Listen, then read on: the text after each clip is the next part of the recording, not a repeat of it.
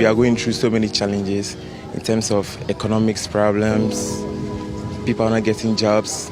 As of job, we need more jobs. We need more jobs. A whole lot to do in Ghana. Mass Ghana be a local $4 it was there to $3. It's very hard. Very hard. Yeah, very hard. Because on getting in power. Businesses are collapsing, and the unfortunate thing is even our light bills are not even going down. This thing has been happening for 3 years now. We get light in the day for only 2 days. Only 2 days. So out of the 5 days, it means you can work for only 2 days. And this is very bad.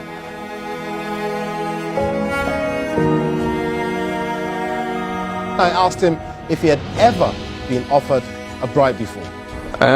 You mean as president? As John Mahama. As a human being? As a person. What are you going to do about this astonishing rate of inflation? You're hitting 15%. People are suffering in very tangible ways. We've seen scenes in Accra that we don't usually associate with Ghana at all. It is time for them to fix the problem. If they can't fix the problem, then they must give way to another government who to take over and run the affairs of our country. The only way we can guarantee the future of Ghana is to remove John Dramani Mahama from power and bring in the NPP to rebuild our country.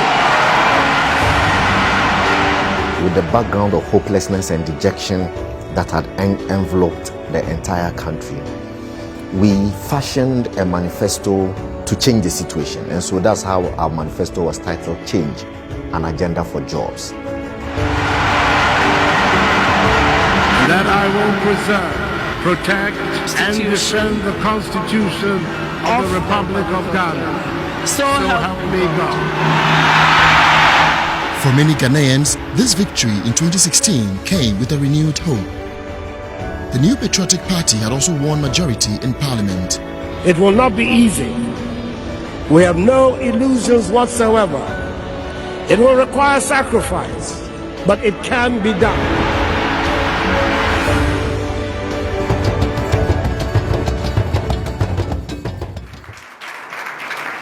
But after victory came reality.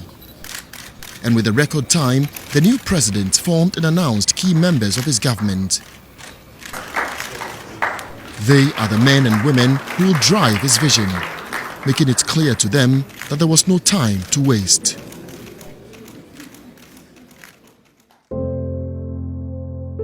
Simply about that, about getting development, if you like, to the grassroots. The task ahead was enormous. His first major task was to ensure that power was stable in the country in order to get small businesses and industries that had collapsed under the Mahama administration back to work. To do this, we needed to find the money, because one of the major causes of doing so was lack of money to buy fuel for the operation of our plants. Nigeria had refused to give us gas as a result of huge debts. And the president negotiated with Nigeria, and Nigeria agreed to restore gas supply to Ghana. I had to buy generators, and it was not easy at all at the time. We are so happy that today you get up, there is electricity, there is power to do everything. It takes a leader that has the confidence of his peers, to be able to broker such arrangements that we got within the short period. After years of doomsday, the lights were finally back for good.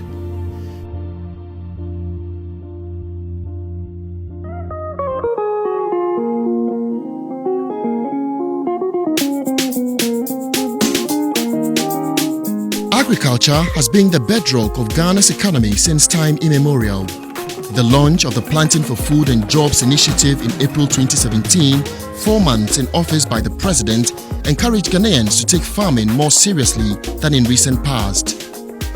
Through this program, agriculture is once again a respectable and profitable venture that is creating jobs. The direct benefits are two. First of all, his income doubles, trebles, because those who are harvesting 3-4 bags, eking out from an acre of land can now do 10, 15, 20, 40 bags. I've seen it in Tumu area, where just by using improved seed and fertilizer, their yields just go using the same sweat. Yes, I have a factory. Yeah, be here, I'm a school. Yeah, be here, yeah, mamma, yeah, be here, yeah, it's more to them into behind you have to go up to the rural areas to see the kind of prosperity this engagement is bringing to them. It's making them very, very comfortable. The poverty is being tackled head on.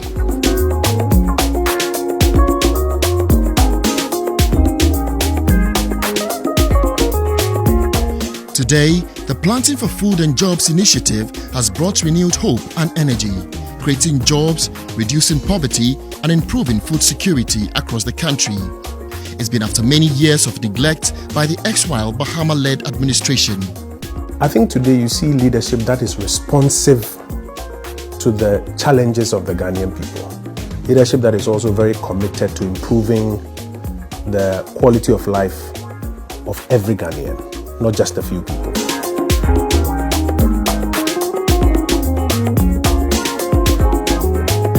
The first term of President Akufo-Addo's leadership has not even ended, yet so much has been achieved. Within months in office, nurses and teachers who were abandoned by the Mahama-led administration were empowered with the restoration of their allowances. The National Health Insurance Scheme was immediately giving a new lease of life with the payment of the 1.2 billion Ghana cedi arrears. Leakages at the country's ports have been sealed with the introduction of paperless ports. To augment operations of the National Ambulance Service and to save lives, 307 new ambulances were distributed to all 275 constituencies across the country. Another fulfillment of a campaign pledge, one constituency, one ambulance. As a first step in the fight against corruption, the Office of the Special Prosecutor has been established. With a promise to create jobs for the youth, he created NAPCO, or the Nation Builders Corps, which is giving jobs to thousands of young graduates.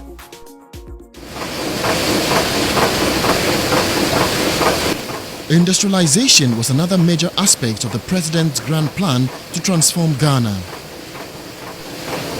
The one district, one factory policy was born out of the need to diversify the economy and create jobs for the Ghanaian people. So far, 232 companies and projects have been established and are at various stages of implementation. They are spread throughout the country in different districts, in different regions, from the north to the south, from the east to the west. Everything here has been thought of, designed, built, and is now being run by Ghanaians. What we see here are very young people. We picked some from the university, some from industry, some from the streets. We are testimony to this fact that the idea that Nanado initiated and is championing is actually bringing a transformation in the lives of people. Just an idea from an individual can just change a life like that. But it goes beyond that, because it is also capturing new enterprises, at the same time capturing existing enterprises that were completely demobilized and almost dead, which have been resurrected. There 2013, 14, 15, after the night one collapse, and I got in a few. Until now, Brabon, why DA, until now, you see, after 2020, and you test an anado, a baby, a Jumano, one district, one factory. So, so I share a Juanason. You never could also a Tradiane, and my immediate.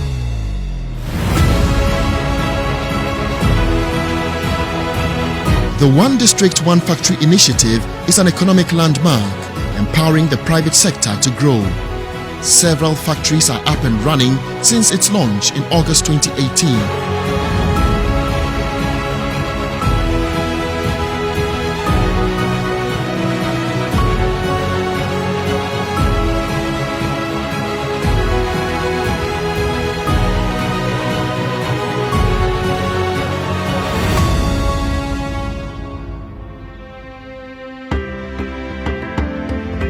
Gazette number 12 of 2019, and thereby creating the Northeast region, and signed the instrument. Following the country's constitution, President Akufo-Addo led the creation of 6 new regions, empowering several communities that have been deprived of development. Using his long-known negotiating skill, peace has finally come to Dagbon. The presidential pitch, an initiative to support young entrepreneurs and the needy with startup capital, has become his regular routine. Bottlenecks in the banking sector, which were collapsing the country's economy, is now cleaned up. As part of an agenda to digitize Ghana, an ambitious infrastructure development program for the ICT sector with the national broadband infrastructure is ongoing. September 2017, school children from across the country waved their flag with excitement. For the first time in the country's history, senior high education is made free across the country. A government may not be able to make every citizen rich, but with political will and responsible leadership, a government can help create a society of opportunities and empowerment for every citizen. And I know no better way to do so but through access to education. The education of the Ghanaian child is something dear to President Akufo-Addo. Through this policy, a record 1 million children have access to secondary education in Ghana. He is the driver and mover of free SHS. As we speak, apart from we doing the technical work to support his SHS, the free SHS program is under the office of the president. For him to bring free education, women who ordinarily go and sell their clothes to make sure that the children are sent to school or there's food on the table, now would not sell their clothes again but will have their children in school.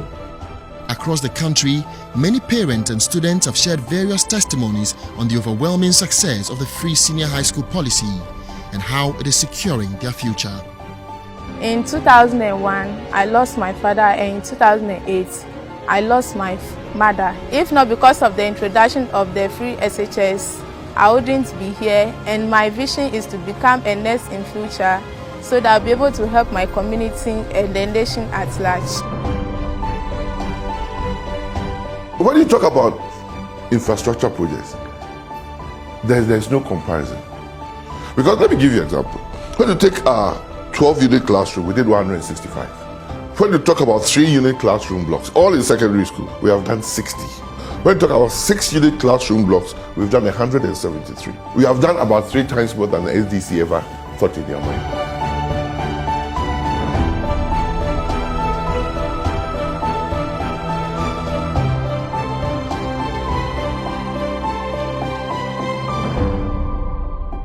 By 2016, most of the country's road networks were in terrible condition. Everywhere the new president went, the plea of the people was for him to rescue the sector. I'm happy I came here today to see this for myself. I think, Mr. Engineer, there's a lot more work that needs to be done for us to be able to find a satisfactory way out for the future. Without much delay, the president personally embarked on a mission to radically change the face of Ghana's road network. The road sector serves as the pivot, the fulcrum around which the economic development of the country revolves. So, essentially, the president went to work, government, tackle the poor, deteriorated road infrastructure of our country from the very beginning. For the first time in the history of this country, 4 interchanges are being built simultaneously. We can talk about Bukwasi interchange, we can talk about Tema interchange, we are working on Obi Chebilamte interchange, Tamale interchange under Sando Hadro is in currency. We are going to cut sword for Takrady interchange at the PTC roundabout, making it 5. It has never happened in the history of this country. The country's railway sector can today boast of modern terminals and coaches. a 670-kilometer greenfield railway corridor linking the southern part of Ghana to Paga is underway, and so is the railway interconnectivity project between the port of Tema and Ouagadougou, the capital of Burkina Faso. Water has been supplied to many rural communities, while the One Village, One Dam initiative is making irrigation in several farming communities easy. Aggressive sports infrastructural development is being undertaken in many communities across the country, taking sports closer to the youth. Construction is underway for Ghana's first creative arts school, while a court to protect Ghanaian musicians and the arts will be up within the next few weeks. In 2019, the Year of Return program injected billions of dollars into the Ghanaian economy and saw an increase in tourist arrivals. To date, over 450,000 people around the world have died because of coronavirus. We have therefore made the assessment that COVID-19 can be characterized as a pandemic. The coronavirus pandemic took the world by surprise. No country in the world prepared for it. Even nations regarded as superpowers are grappling to deal with it. But leadership may have determined the survival of citizens in every nation.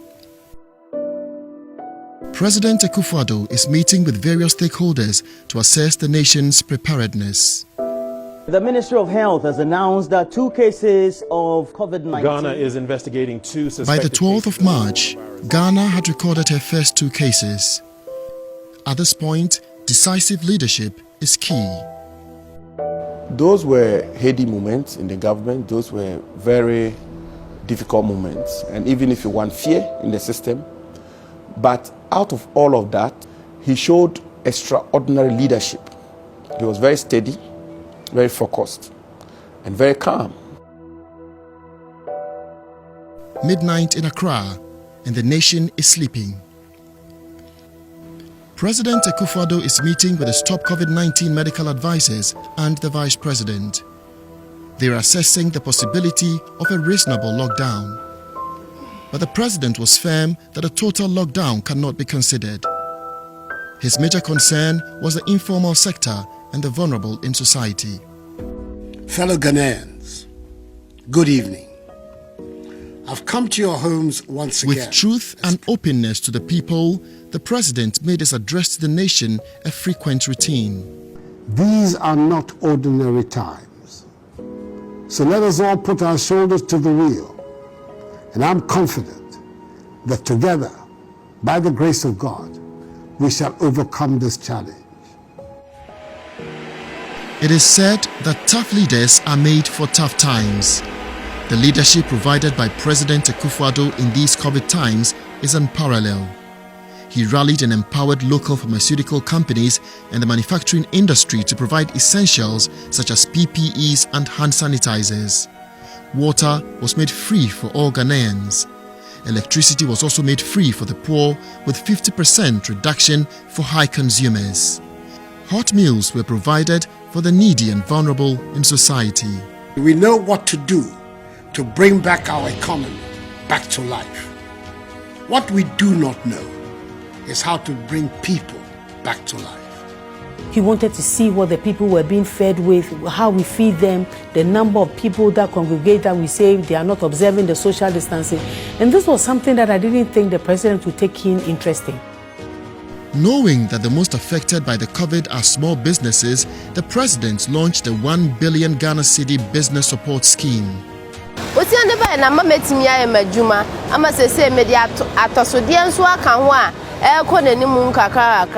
To date, 120,000 beneficiaries, micro, small and medium enterprises have benefited from this fund. 60% of these beneficiaries are women. From this crisis comes a lesson. President Akufo-Addo recognizes that Ghana has to make significant investment in the public health system and has immediately begun construction of 88 new district hospitals, all to be completed within a year. The world is looking at Ghana. You would be surprised at the sort of interactions I've had locally from Nigeria and elsewhere. They're very proud of us. I am not surprised that he stands tall amongst his peers, both in Africa and in the world. It's thoughtful leadership that thinks about the people. It thinks about the grassroots. It thinks about changing the lives of people. It's not selfish leadership. If Ghana wants to become a big player in the global economy, the way forward is to industrialize. President Nana Akufo-Addo is doing exactly that. Continuity is in the interest of Ghana. Continuity is in the interest of the economy of Ghana. Continuity is in the interest of the youth of Ghana, because with continuity, we can consolidate the gains and protect the gains that we've made and ensure that we unleash the full potential of the Ghanaian people and the Ghanaian youth. 4 years of change has been, in my view, so far so good. But it is not yet Uhuru, as they say. We haven't gotten there yet. But it is important that we protect the gains that we have made in 4 years. Under the leadership of President Nana Addo Dankwa Akufo-Addo and the NPP, the bar of leadership in Ghana has been raised. The foundation plans for Ghana's transformation is being laid. Investor confidence in Ghana has been built with global corporations such as VW, Sinotruck and others setting up their manufacturing plants in Ghana. For the first time since the formation of the African Union, Ghana is headquarters of a major body, the African Continental Free Trade Area.